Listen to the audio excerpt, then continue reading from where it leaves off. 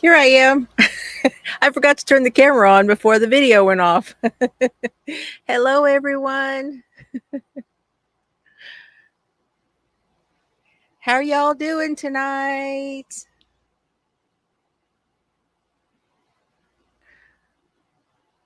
Working on my Stitch and Crime blanket. Are you guys all still working on your Stitch and Crime blankets? Anybody still doing it?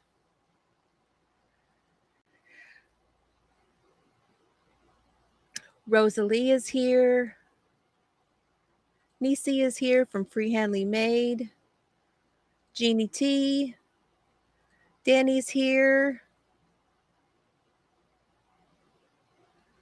I see it's going to jump. There's Hope Mahoney. Thank you for being here.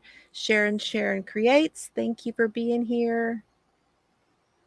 Alicia B., you made it. Hey, Lorna. Diamond Girl. Yeah. Yeah, I didn't have it turned on right away. Alice is here. Hey, how are you doing? Karen B., good to see you. Yeah. That's okay. The knit one is on hold. That is okay. Finishing up fingerless gloves. Sally Birch, hello. Hey, Chels.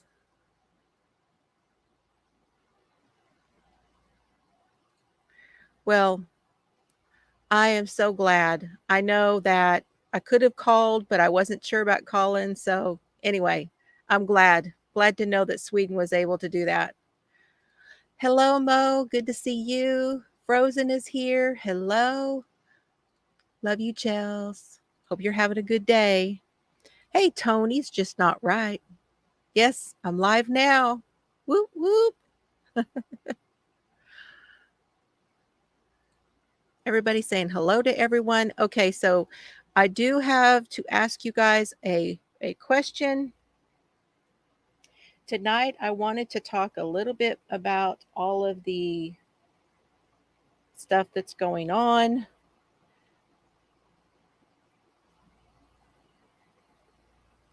Working on a baby hat and drinking some iced tea. Awesome. Hi, Mary. Where was Mary? There's Mary. Yay, Mary's here. Gang's all here, y'all. I know this is going to be a super politically charged thing, or no, it can be. I would like it not to be. Hello, knitting artisan, stitching friends. Yeah, I'm knitting on my blanket. I know you'll be glad to see that, huh? Cheryl's here. Awesome.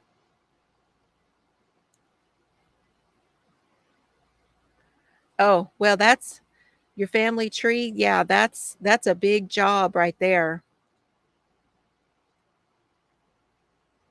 I'm sending you hugs, Alicia B. I'm sending you hugs. Joan, who else are we sending hugs to tonight? Who else needs a hug? Everybody put some hugs in the chat if you don't mind, please. Can you all put some hugs in the chat for those that need them tonight? We are all going to need them, probably.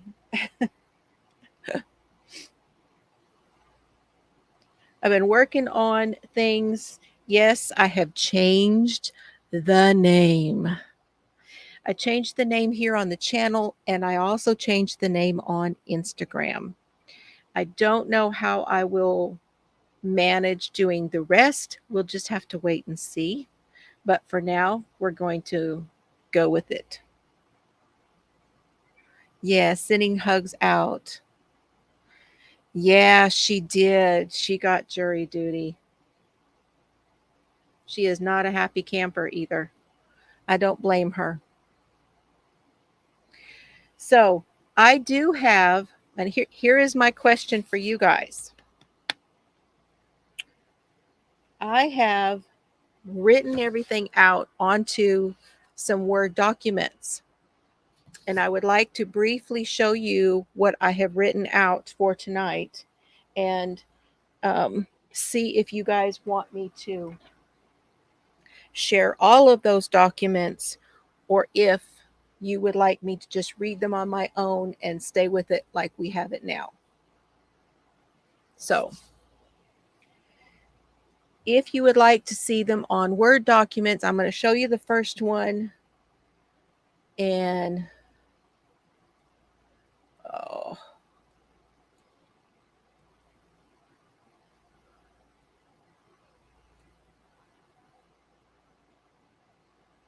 let's see. Isn't that pretty? This is a calendar I found at Nitpicks, you guys. If you go to Nitpicks, they will each month they will put up a new background wallpaper for your computer. I know not everybody uses it though.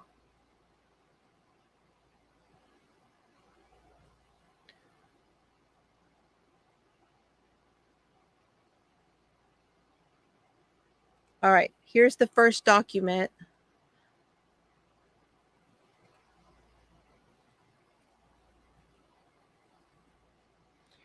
So why so many mass shootings? Why are we seeing more shootings? What are mass shootings? What is the difference between mass shootings and other types of shootings?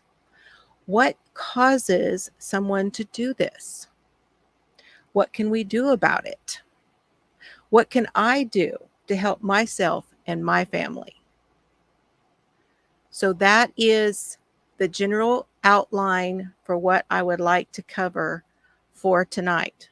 Okay. Now, if you guys would like me to continue to use the documents as I'm talking about it, I can. Hi, Tammy. Hello, those coming in. Good to see you. Yes. Oh, I'm so glad that you're able to keep working on your Terra blanket. That's awesome. I hope that my instructions, you guys are doing a great job with let's see what that, there we go. You guys have really been helping me a lot with my website by going over and checking out those instructions for the Terra blanket. That's helping my website so much, and I appreciate that. Okay, so this project, I wasn't sure that this was going to fit here, but it looks like it will, huh? Hey, look at that. Wow, I got a lot going on, but that works. Hey, Beagle Mama, how are you tonight? That is the darn truth.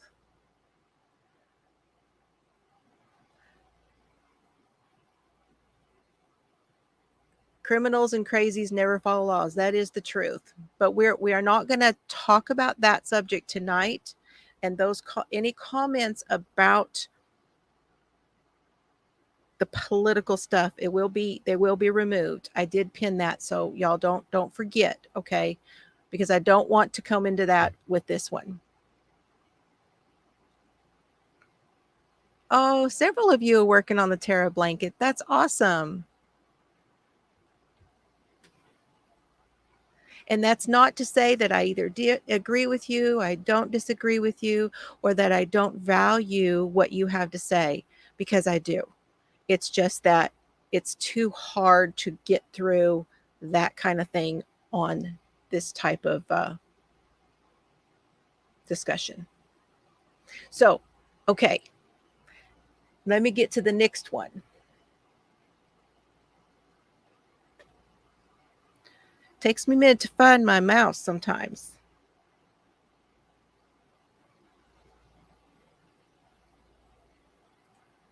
All right.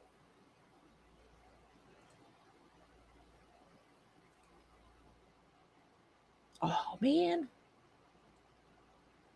going to have to do it different for you. Otherwise, you won't be able to see my hands.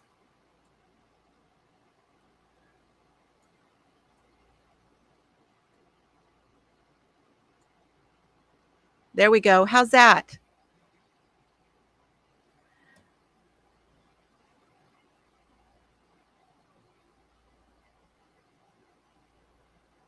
Ooh, you painted your nails. I've been wanting to paint my nails too. I haven't done it for a while, but I thought, man, I should have my nails painted while I'm over here doing this. Dag burn it. I hadn't got it done.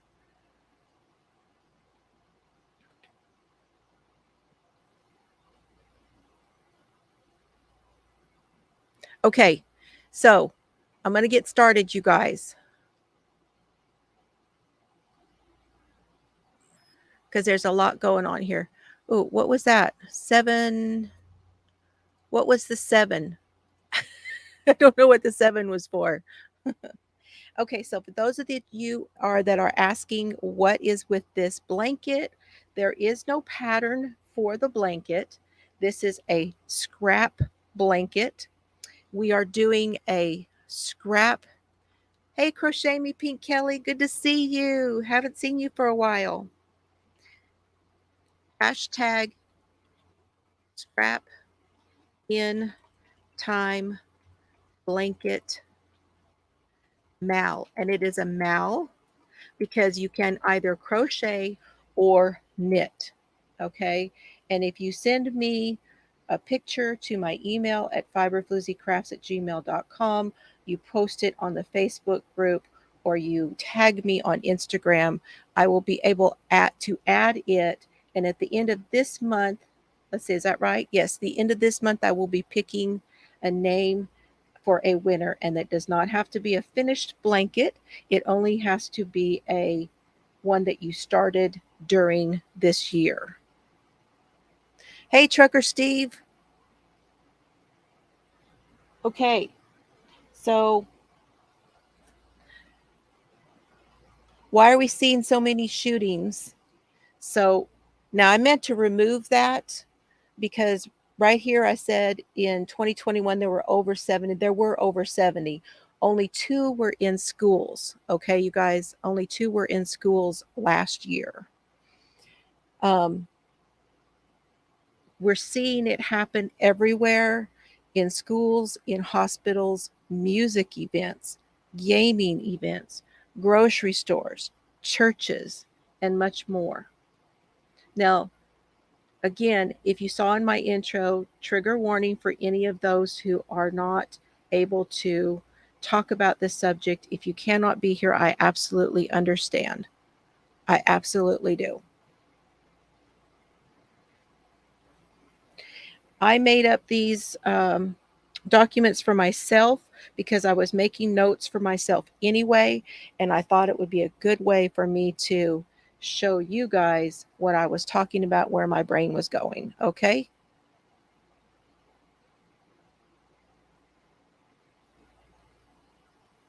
33 in Chicago and now Philadelphia. Yes. But that was 2021's right there that I was talking about. Now I do want to show you I have a chart that I want to show you.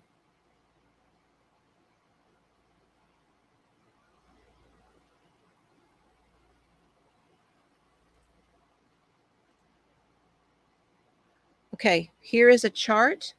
There is a link to this chart down below in the description box. I've already linked it for you there. This link has come to me through watching a video by Mike King, and his YouTube channel is Profiling Evil. And you will see it right here. Here's some different stuff down here in the corner about Mike, but it's there's that book that I'm reading by him. He's the one that wrote that book. There's a lot of stuff on his channel, and I encourage you guys to go over and take a look at his channel. Okay. And I know this is an overwhelming map. I get that. It's overwhelming. And I did not put it up to overwhelm you, but I wanted to show, because people are always wondering what the numbers look like. Are they going up? Are they going down? What are we seeing? What are we really, really seeing? And this, when I was looking for a map or a chart of some sort, this one really looked to be one of the better ones, okay? And this comes from gunviolencearchive.org is where it comes from. So you guys can go check this map out, but this is 229 from January to May of 2022. All of 2021 was 691. All of 2020 was 607. All of 2019 was 417. Just October to December when this map was created, I'm guessing, I don't know for sure, was 52.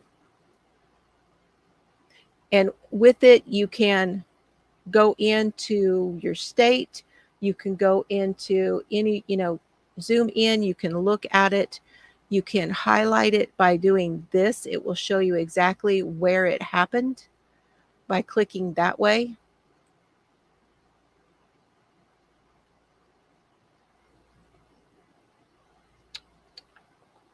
Now I don't know how to get back. So again, I left that for you guys down below. Hi, Lori. And I totally understand. Again, if any of you are not able to watch this, I totally get it. Absolutely. It is not for everybody. Yes, we are going to talk about it. The chart, Jeannie, that chart shows from 2018 through 2022. So I encourage you, don't go there now, but you can afterwards, you can come back and you can take a look under there and bookmark that to look at it later. Now, this is another website that I found today, which I thought was very useful. This is the National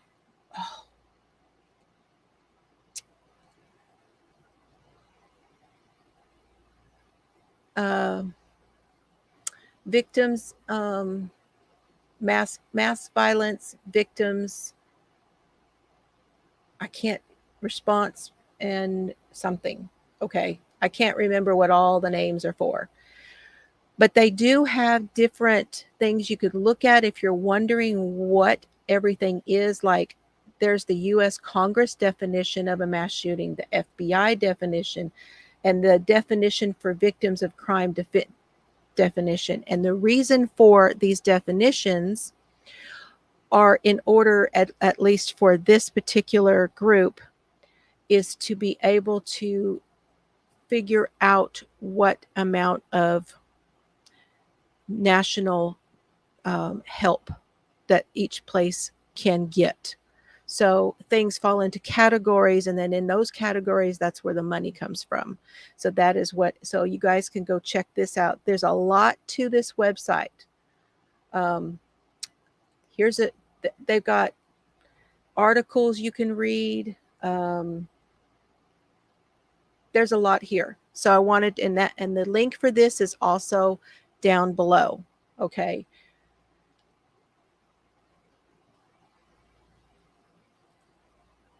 Now, if we go back here,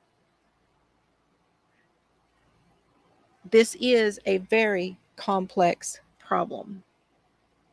And one of the reasons is because there's a lot of factors involved into why this is happening, what's going on, what we're doing about it. So it's a very, very complex issue. It has something to do with the region or the area in which things happen.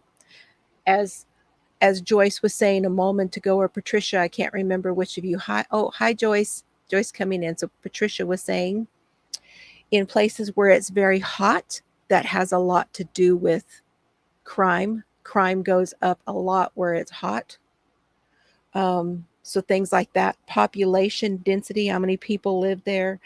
The city versus rural areas. State versus national. Now on that one, what we're talking about is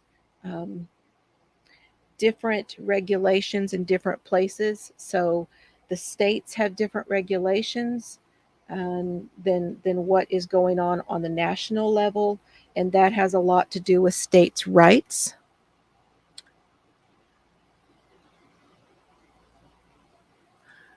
Okay, That's okay, Cheryl. Yep, I understand. So some mass shootings can be categorized as terrorism. Okay. So this can make us very uncomfortable. Anytime something reaches the point of terrorism, it can really make the population very, very upset. Okay. And I am generalizing. I'm not putting this on the personal level. I am generalizing. Now, one category too that we don't want to forget is churches up here. And that is a whole category in itself, as in faith-based or religion-based hate and things like that that can cause stuff like this to happen. So people are wanting to know, why are we seeing more of it, right? And again, I'm just putting my thoughts down on paper, you guys. There is nothing official about anything I'm doing. This is just my notes down on paper. For one thing, we're a whole lot more connected. We have the computers, we have our phones, or we have a little computer in our pocket 24/7. Okay? We see things in the media very, very quickly. Now, I want to touch on this for just a minute because some of the things that we see in the media, y'all, we have to give it time. I know that we see an awful lot of stuff right away and people get very upset right away, but you have to remember that you quite honestly you do not see everything right away. We really have to give some time to see what really, really happened, because it just cannot, you can't get all of the facts just right away. You just can't. It's just not possible. Things are happening. There's too much going on. Um, it's too charged at the time that it happens to get it, and investigations have to be done, and things like that don't happen quickly. They just don't happen quickly. And things are found out about stuff like this even years later. But things will be found out about the shooter. Things will be found out about the place that it happened and the reasons. Yes, we do. We do. But it's just hard.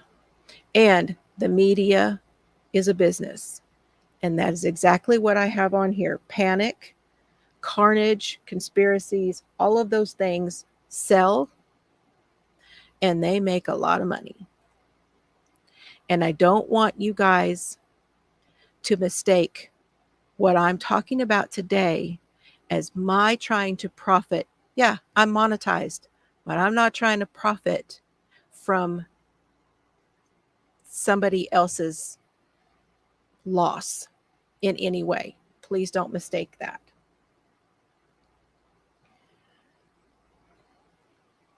So now we go to, what is a mass shooting?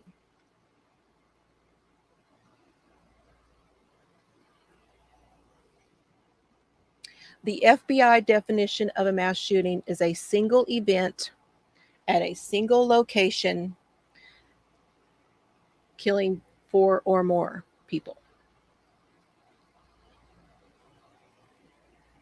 That's the FBI's definition. I would think that I brought that up mostly because I would think that that was probably the most accurate and the most believed, the most credible would be the FBI, which truly is over most law enforcement places, I would say, above them and over the top of them.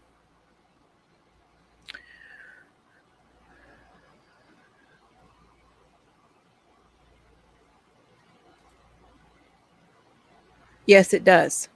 It does. And it is particularly difficult, and it hurts and it bothers me.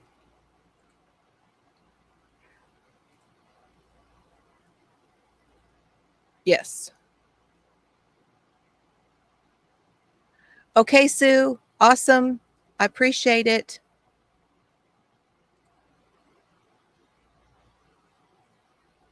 So Is there a difference between mass shootings and other types of shootings?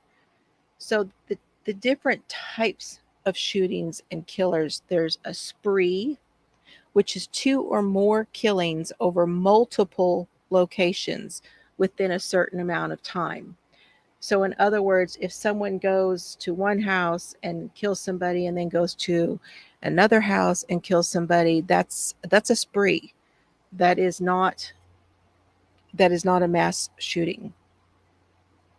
The mass murders are deaths as opposed to only shootings. So you have shootings, and then when you have victims who have passed away, when there are deaths involved, then those are mass murders.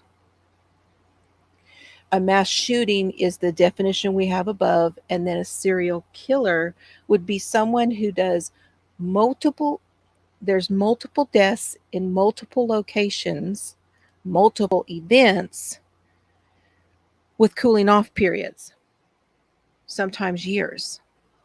Sometimes they go years. Good morning to you, Kaz. It's 12:27 where Kaz is. Good to see you.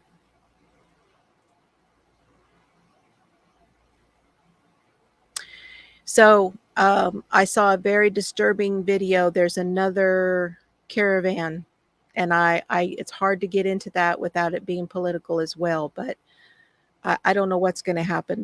We're going to have to wait and see on that one. Okay.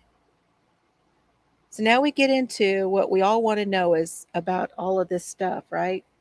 What causes someone to do this? Alicia shared with me, she has an arsenal of books that we can pull from, and she's shared with me, and I need to learn how to speed read, y'all. I need to learn how to speed read. But the book that she was talking about is Forensic Victimology by Brett Turvey. We could actually put it on our list for, yeah, you do. I know it's a hard word to use for this, but you know what? She's got an arsenal over there of books. I know. I think the last one was at the beginning of COVID when that happened. Okay, so Brett Turvey wrote a book called Forensic Victimology. And in that book, he quotes several factors that can be involved in why someone would do this. So we have the internal, the familiar, the peers, and social. So from the chemical, neurological, and hormones, and quite possibly any kind of, like they say, injuries to someone's brain, if they have an accident when they're younger or something like that.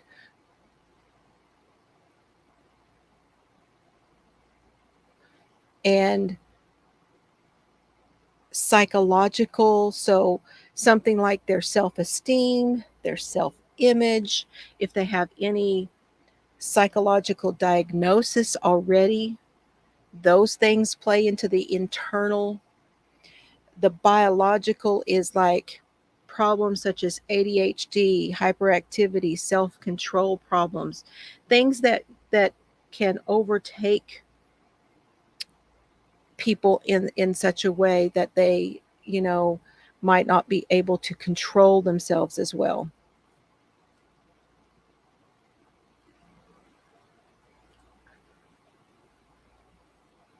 Okay, Kaz, thank you for coming by. Yeah, it's a long list, Joan. Long list of crime books. Do you think we will figure out why we need to check out everyone coming into the country?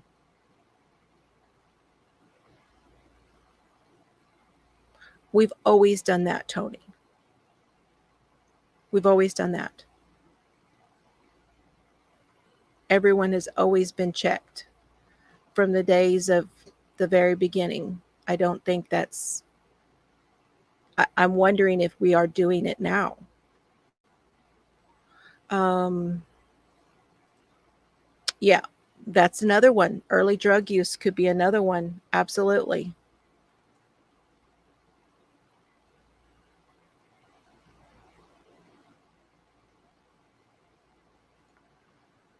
So that's one that we may get into at some point, Jan, because that man was really, truly messed up. Manson, really, truly messed up. And, the interesting thing about Manson is that there's a lot of controversy as to whether he actually did anything, because I know that he had his people do an awful lot.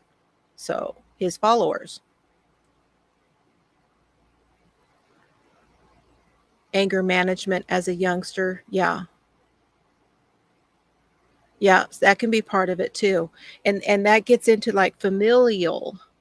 So how people are relating, and this is not just kids. I know we are talking a lot about how kids and how the kids grow up and do they become something like this, but adults have issues with their families. The guy that was on my porch that was a serial killer in Wichita Falls, if you haven't seen that, that was my second episode, Varian Wardrop. His issue was with his wife. At least that's what his excuse was.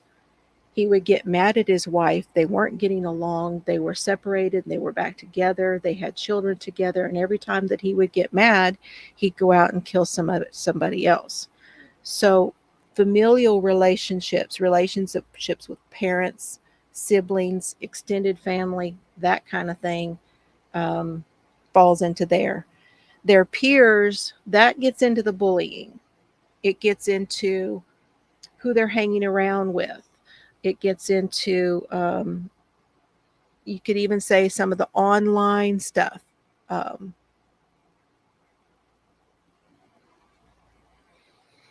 they put them on medication until they're 18. They don't know how to control their actions. Right. Yes, that's a big, big part of it. Yeah, Manson was a huge manipulator, but that would be a good case for us to talk about when we talk about how not to be manipulated. Absolutely. There's a lot of disorders out there. You guys have, oh, very good. You guys are on it. Very good points. Absolutely. So, the social environment, music has played a part in a lot of things over the years where someone was listening to somebody and the music told them to do something, or at least that's what they felt like. Violence and things that they're seeing, maybe games, gaming. There's a lot of, I don't believe a game would tell somebody to do something, but if you already have some sort of disorder and then you start getting those influences, they're certainly not going to help. That's that one. Should we take a break on that for a minute? We all think of my notes.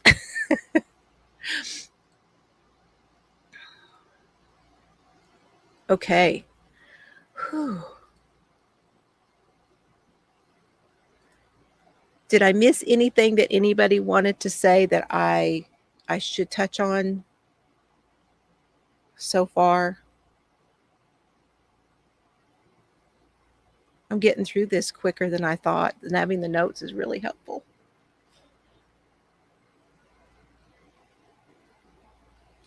So now I do have videos to show you guys, and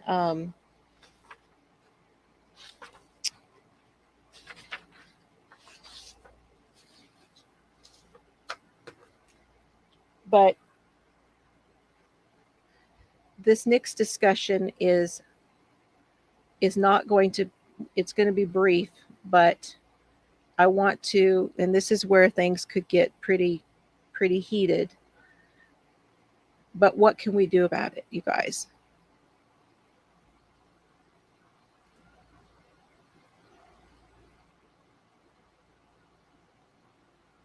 Yeah, I think that children are over medicated, and there are even some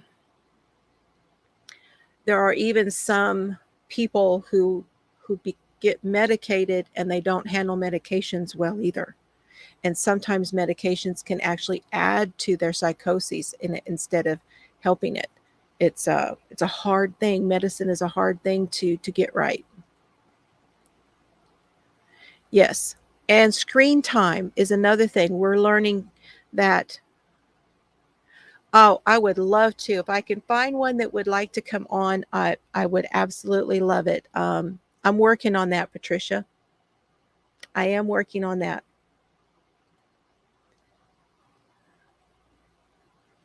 Copycats is another issue. Yes. Now I don't know where that falls in the spectrum of all of this stuff, but I do know that copycats are a huge problem for law enforcement.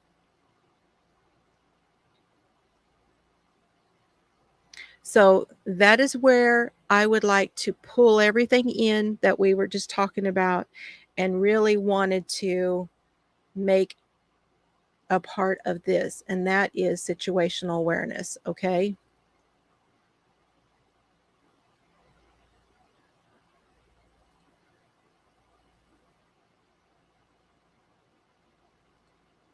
So let me just put this here for a second. So what can we do about it? The solutions aren't going to be easy. And just who is we, you guys? Who is the we? Congress, the president, state representatives, school boards. Who do we blame? Do we blame the school? Do we blame the gun manufacturers? Do we blame the parents or the families of the shooter? There are several programs that are already in effect at schools and businesses. Training is already happening, okay? There are 2 states, Ohio and Louisiana, that are moving to arm teachers and staff. Cue the video. One moment, please.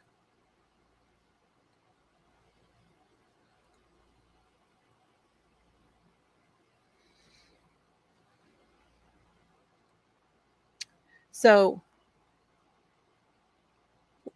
there we go. This one's just a short one.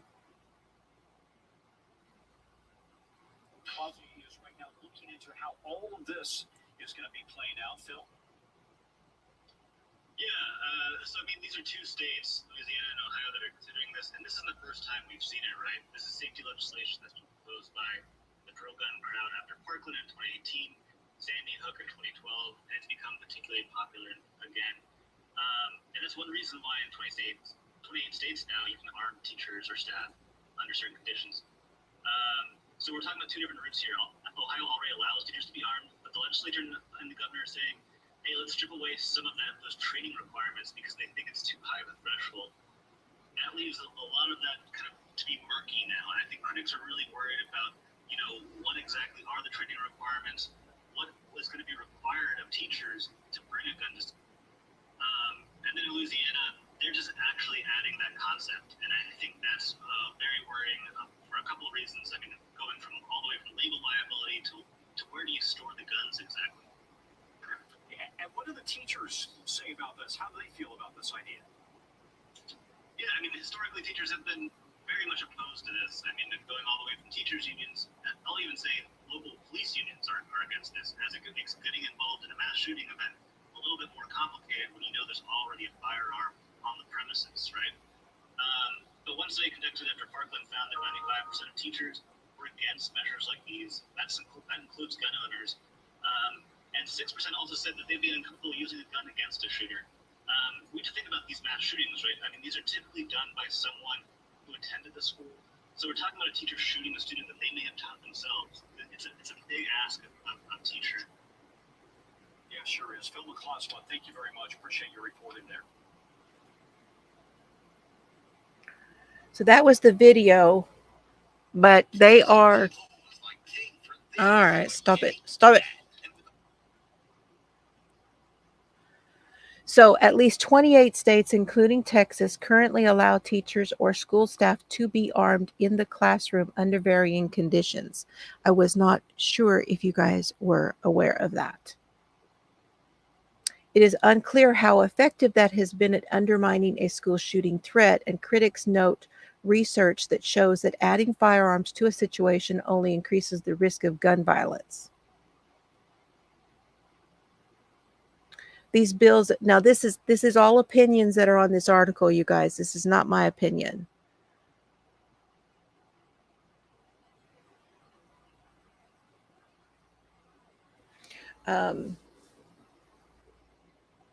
It depends. That's why I said it depends on the state, and it depends on their statutes, each state's statutes. Okay.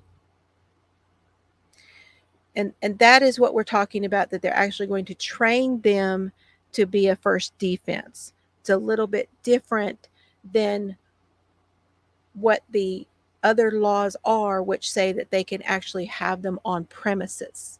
Okay.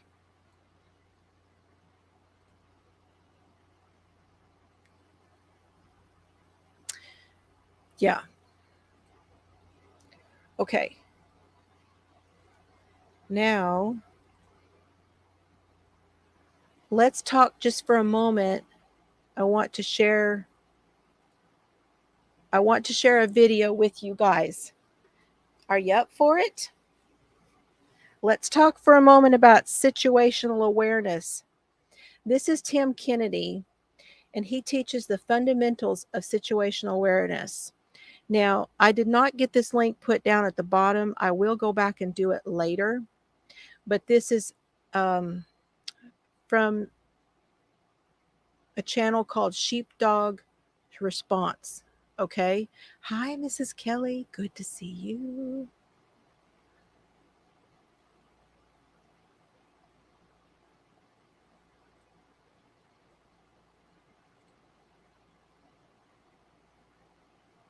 Okay, I'm going to go ahead and play this. I will show your comments as they come up, but I want to go ahead and play this.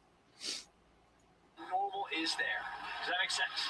So where are we right now? Walmart where? Las Vegas. Las Vegas. Where in Las Vegas? Henderson, which is a suburbia of Las Vegas.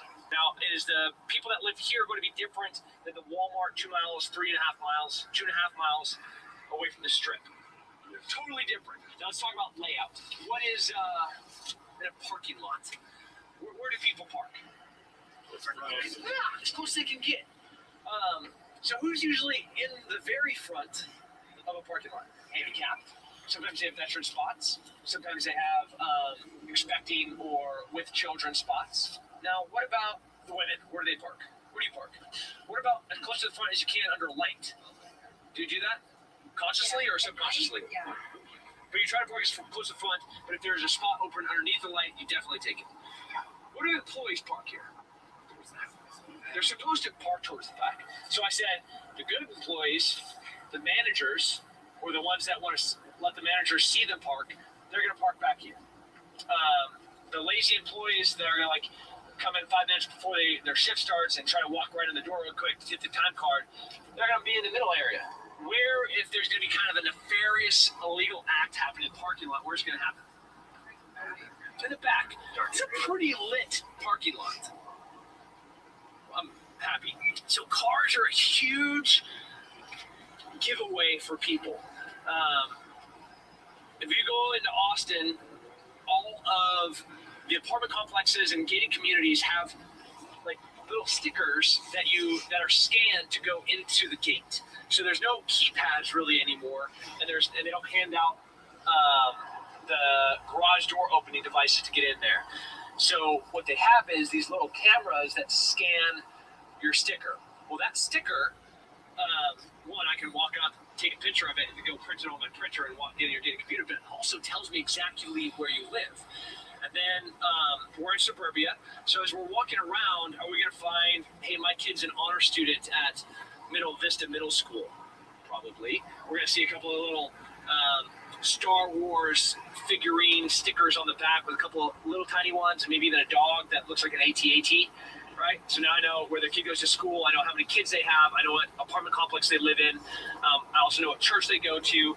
I could probably figure out the gender of the person and the occupation, their socioeconomic income, and their race just off their car. You guys agree that we can figure that out as we walk around the parking lot? Yeah. Those are things that were always working, right? when we're looking, when we're observing, and we're taking in the information, what you want to be able to do is have that situation awareness open all the time, and you're just taking all of this information in, and the better you get at it, the more picky you get to be about the information. In that awareness, the next thing is assessment. Assessment, I usually add the word threat in front of it, so it's threat assessment. I have awareness all the time, right? I'm looking at where I'm going to park, where I'm going to get out, where I'm going to find a gun, and then when I see something that doesn't fit into that kind of assumed normal, average world around me, my perception and the amount of energy that I'm spending being aware of everything kind of starts getting directed at an individual or something that's off. And then I start scrutinizing it a little bit more. So to get good at this, you have to practice it a lot. And we practice it a ton. As Mike and I are sitting there, we look around the room, we're like, yeah, they're on their first date. How cute. We start making assumptions about everybody in the room. Those assumptions you get really, really good at. And we both used to work in performance, so we're really good at striking up conversations and talking to people. So once we kind of go through the room and figure out who everybody is, what their job is, how much money they have, if they have a gun, if they don't have a gun, what car they're driving, maybe what food they ordered, or how their interaction is with each other, I'll go up and strike up a conversation to figure out how close we are, how right I am. And like, we get really, really, really good where we're right almost all the time. I've been wrong before, but I get wrong less and less. Let's talk about distance to each other. Do we know each other? Yeah. So we kind of have like 4 different distances. You have an intimate distance, which is husband and wife, really, really good friends. And then you kind of have like agreeable, aware, you know each other, but you're not tight, right? Which is kind of like where this is. This is a comfortable distance for people that know each other. Then you kind of have a business distance, which is here. This is where we're like, I'm aware of who you are as a person, but we don't really have a relationship. And then we have the, I don't know you, and I don't want you to get any closer to the distance. So as you look around the room and you see the interaction, that's called biometrics. That's how people interact with each other. That's really informative. If I see a guy walking into the parking lot of a football game and he's wearing white prayer robes and he's sweating bricks and he has a bunch of shit around his waist, I'd be kind of concerned. Whereas if I'm at the Dallas football stadium and I see a dude with a cowboy star, the cowboy hat, with a cowboy tattoo, you know, with like a cowboy jockstrap, is that normal? Like, that's what I expect to see. And his buddy next to him as they're walking in, like, right? That was great. That's going to be normal interaction between two people. What if they're all dressed appropriately? We're in a shit ton of cowboy crap, and they're like walking like this. Something off, right? Weird distance, weird, not comfortable body motions. So there's something wrong about what we're seeing that doesn't add up. You've got to train your eye and your mind to see that. That makes sense? Another thing about predators, they work this way. This is how bad guys think. They look for Jeremiahs. Now, Jeremiah is a threat, right? A wolf doesn't want to go to another big-ass wolf and be like, hey, what's up, wolf? Do you want to hang out? They're like, oh, fuck you, wolf. I'm going to go find something easier to deal with, like a tiny little retarded deer, right? That's how they work. They don't want to fight with a lion. Like, the hyenas are like, oh, cool, look, that's like the king I do apologize for the language if that bothers anybody. of the jungle. Let's go fight that guy. They're like, oh, look, that giraffe's like 2 weeks old and has little fawn legs, and I think it hurt its ankle, so I'll go hang out with that. That's how predators work, and it's no different with humans. The more you study it, the more you do it, the better you get at it. Just like anything, just like shooting, just like fighting. The course corrections are kind of opportunistic. So I make, when we were doing this class in New Jersey, where were we last? Utah. No, the one before that. New Jersey. We were doing this class, and I walked up to a car, and I made, all right, this is a woman. This is her race. This is how much money she makes. She works somewhere around here. All these assumptions about her. Lo and behold, about 10 minutes later, this girl comes sticking her head out, and she's like, what are you guys doing with my car? I'm like, hey, girl, what's going on? What do you do? 5 minutes later, she confirms every single detail we made about her and her car from her car about her. And she was the exact same race, which was black, which was not average for there. Her religion, number of kids that she had, where she lived, obviously where she worked. So that was like, cool. I guess I was right about that. You build a story in your head, and you have like 1, 2, 3, 4 things that But you have to have what I'm going to be. You have to have a database to be able to draw the information on. So like somebody sees a Sikh walk out, we're in depth. So he's talking about baseline. So in other words, what is normal for that area? So if you were at the grocery store and you see somebody who comes out who doesn't look like people that are normally going into the grocery store, I mean, a guy walks by and he's got a backpack, he's got a dog on a leash, and he's, they don't usually go in the grocery store, not most places, right? I mean, you have to build a baseline for where you're at and what you would normally see. And do Sikhs look like Muslims? They totally do. Do Sikhs like Muslims? No, they like really don't like them, right?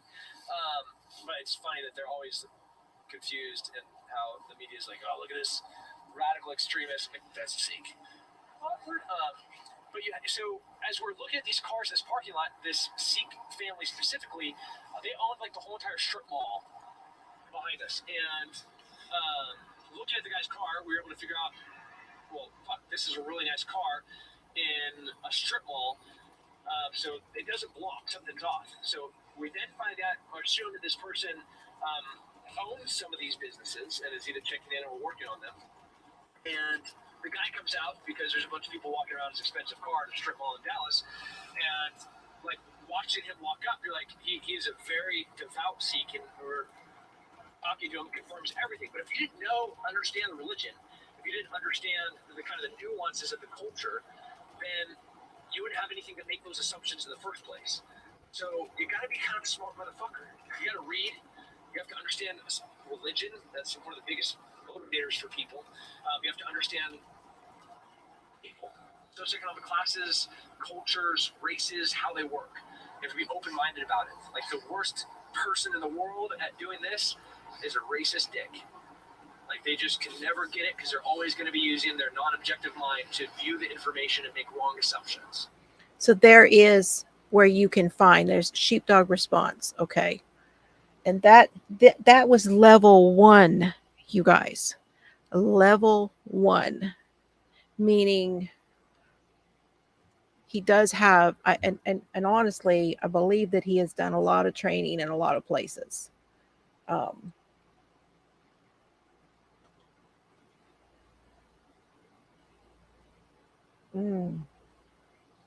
is not what I wanted. Hold on.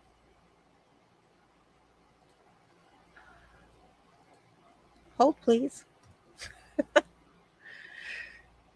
Oh, you're welcome, Miss Kelly. You're welcome, Mrs. Kelly.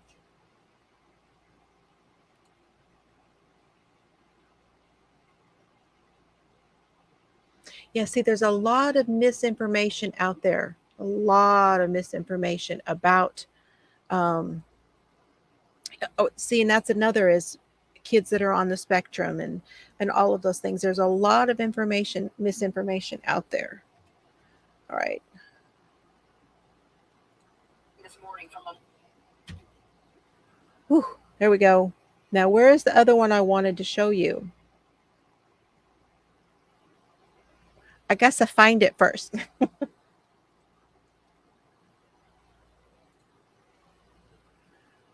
do, do, do, do, do, do.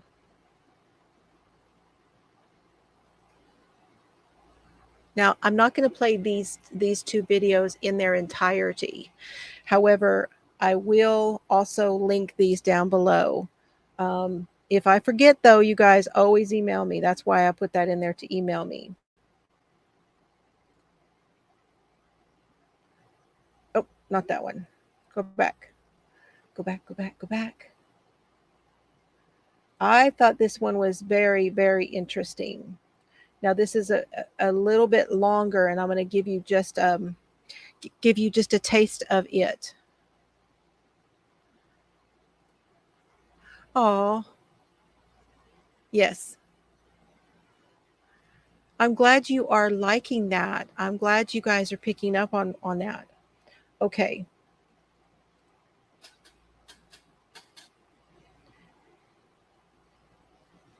I thought it was interesting where this came from, and there is a website to find more information on this one. Like I said, I kind of ran out of time earlier today.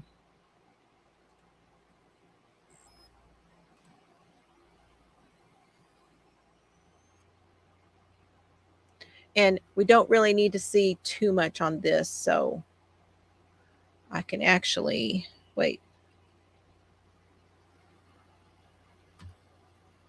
Well, I can't do it. Wanted to share my hands too. Hey, Divergent, how are you? Hello, RMA. Good to see you. Those of you that are here, I appreciate it. Hanging with me. There's just a little bit more here. I wanted to just show you part of this video. Okay, hold on. Here we go. Now, this comes out of LSU, which is Louisiana State University, and the program is called NCBRT. And I don't know right now what that stands for, but this is an interview with two men who run the program there.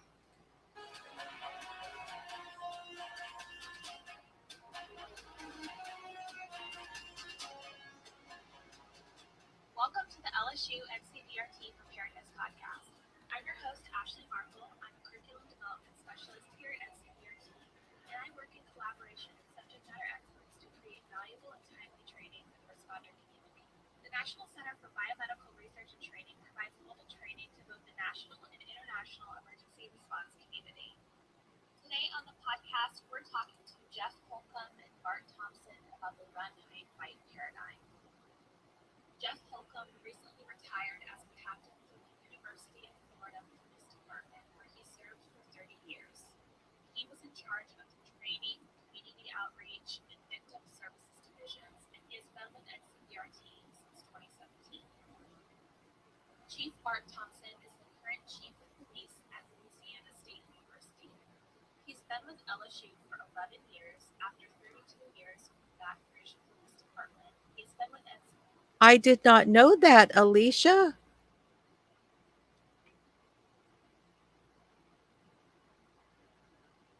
I did not know that. So Ed Wallace is a part of this program. That's amazing. Welcome back, Chels.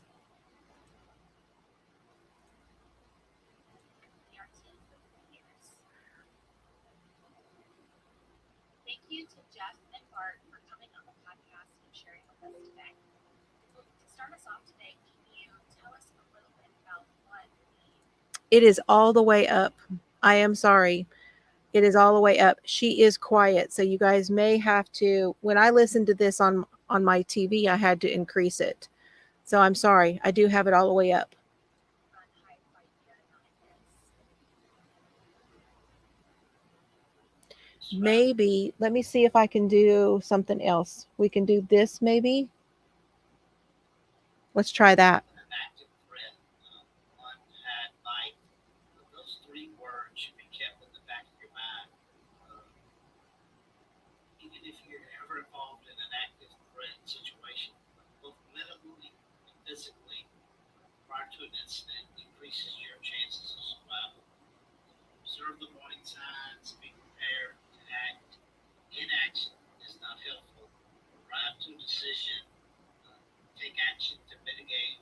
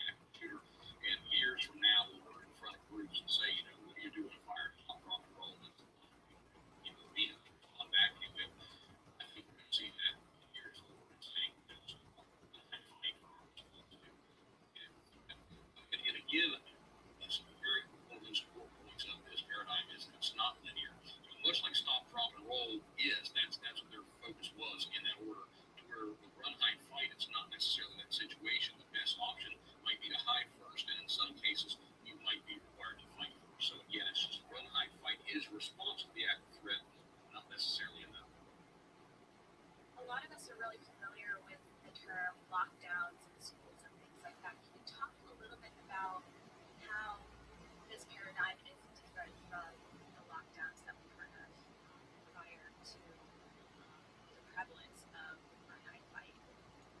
Congratulations, Mrs. Kelly. Thank you for coming. Now, you guys, I will link this. Since it is so hard to hear, I'm not really sure. Do we want to keep going?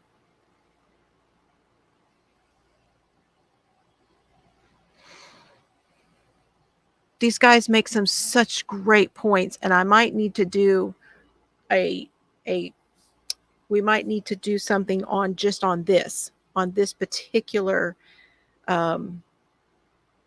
yeah, it's too hard to hear, isn't it? All right, that's what we'll do. Hold on.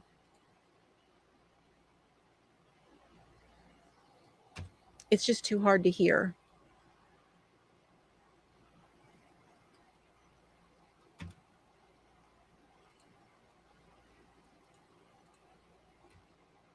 There we go. We'll go over it again sometime.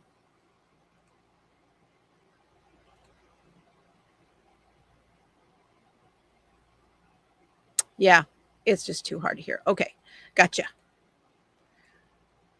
Executive decision.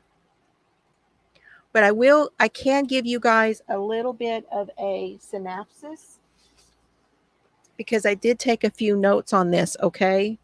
So the run, hide, fight paradigm. There's 3 phases. You have the denial, the deliberation, and then the action. And so a lot of people, what they're talking about is a lot of people, like, say they hear something like a gunshot. They might even just hear what they think is that. What do you do when you hear that? Okay. When I worked in EMS, I was shot while in it, but never when I was on. My goodness, Patricia, you have been through it, girlfriend. Wow.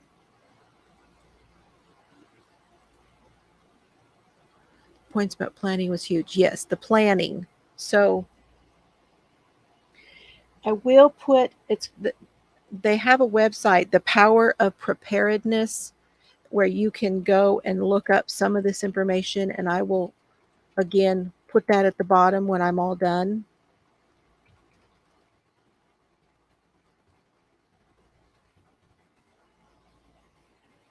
I will link it for you.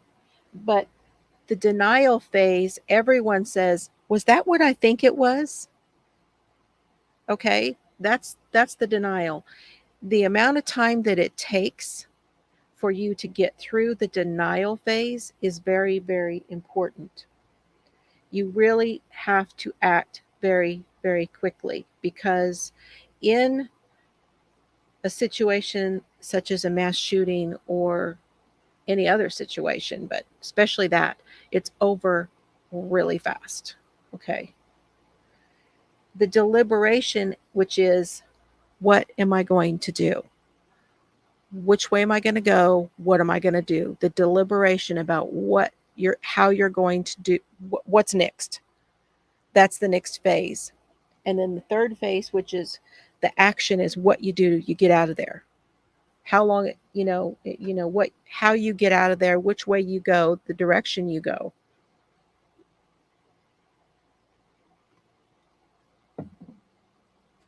And they talk about stop, look, assess, and react. That is also part of this training.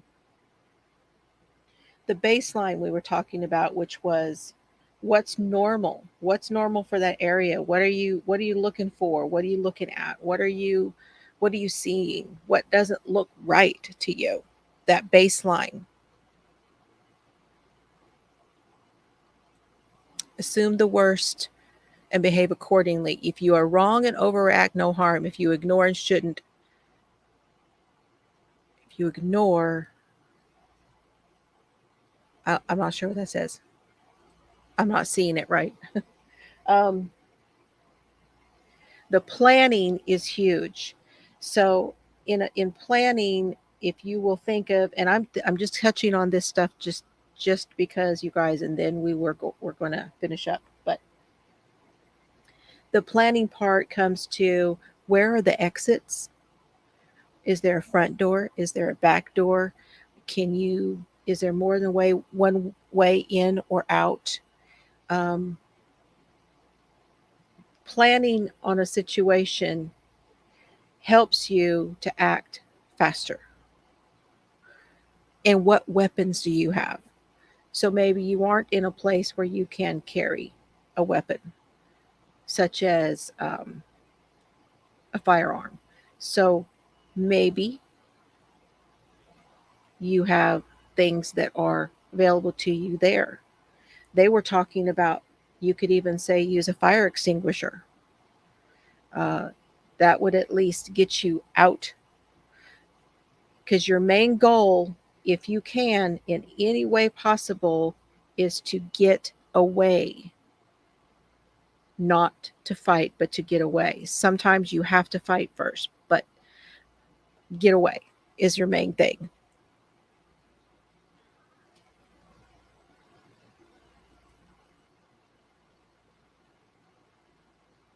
And it's hard to do, but you have to practice it. You have to, whenever you're out with your, eating with people or doing whatever, you have to practice, you guys. You have to. Okay, thank you. Yeah, that one. Yes, that would be it, Sharon. I remember you talking about that, chasing the intruder out with your cordless phone. Yes, what a mess. A broken bottle. You could break a bottle and use that as a weapon. Um, I, at my shop, we talked about this. I want to have this conversation too. I think it would be interesting to get into the shop. But I used to, underneath this station, I used to have a hammer. And I figured, you know what? Because I was constantly moving things around on the walls and everything else. A hammer would be better than nothing. A bat, um, you know, whatever you can do. A can of spray, you could keep a can of bug spray next to you. There's so many different things you can do. So, those are some of the things that they talk about for the run, hide, and fight paradigm. So, I just wanted to cover a little bit of that too. And that is about where I got with this for today, you guys. Always being aware. Yes. Hi, Sandy.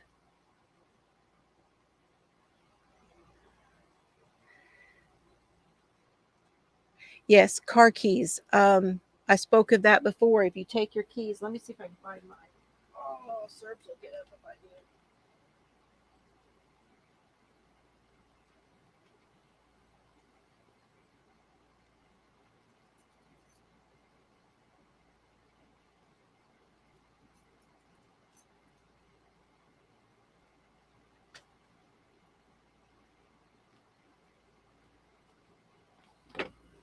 But that's one of the things that I had taken away from a lot of different things. But if you are carrying wherever it is comfortable for you, you can carry your keys between your fingers, between your knuckles, wherever it's comfortable, and then you can jab with that. You have to have I think for me here is a better grip, but that's one thing you can do as far as carrying these in your hand, and then you also have your keys with you, which is another good thing.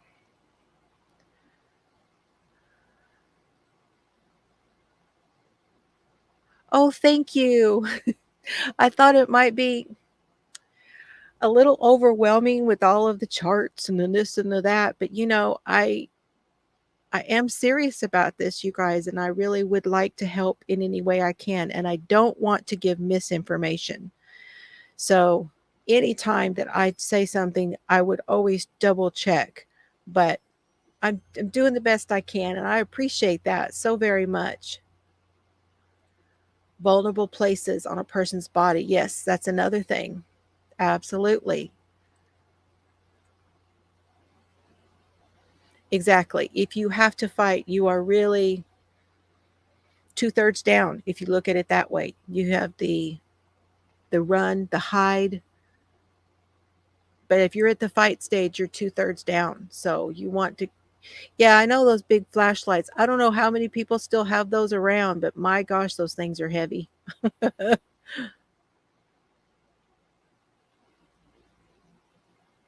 So in the car, I showed you guys on one of my videos, but I have a sock with two heavy, real heavy weighted balls in it that I can swing to hit somebody with. That's another thing. They do that in prison all the time.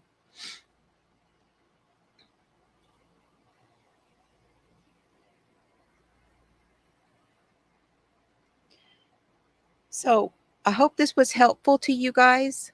We are over the hour, which is okay. I'm okay with that. And I'm really surprised at how quickly I got through what I did have. We'll be expanding on this. Does anybody have any more questions? Yep, you could put a roll of quarters in a sock. Absolutely. Hello, Darcia. Good to see you. Absolutely. But none of those things are as good as, okay, let me take myself off. None of those things are as good as this right here. This is what Anthony was telling us. This right here, this right between your eyes, this brain, your eyes, your awareness is the best weapon you have, is to not be in that situation in the first place.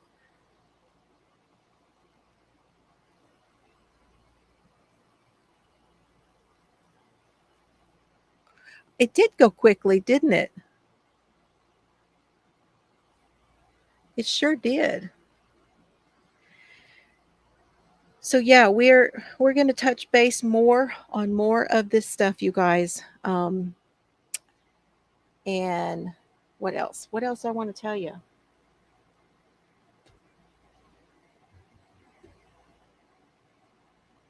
I think that's about all I've got for today.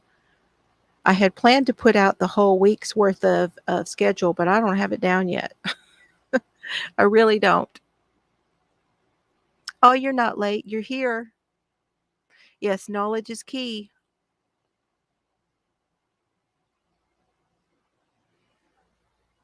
Okay, Cheryl. Sounds good.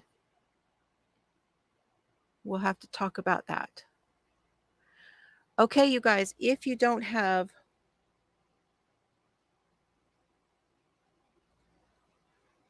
see, that's something I never did. I never did take karate or judo or anything like that.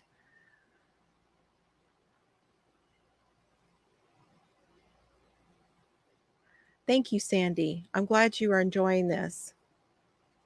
I know it's hard to talk about some of this stuff, but you know, we can't wait. We can't wait for it to be solved by somebody else. We have to help ourselves first. And we can hope that we can make a difference in our area. And that's another way to go. But, you know, I'd like to see us not be in that situation first. Karate, yeah, that's good.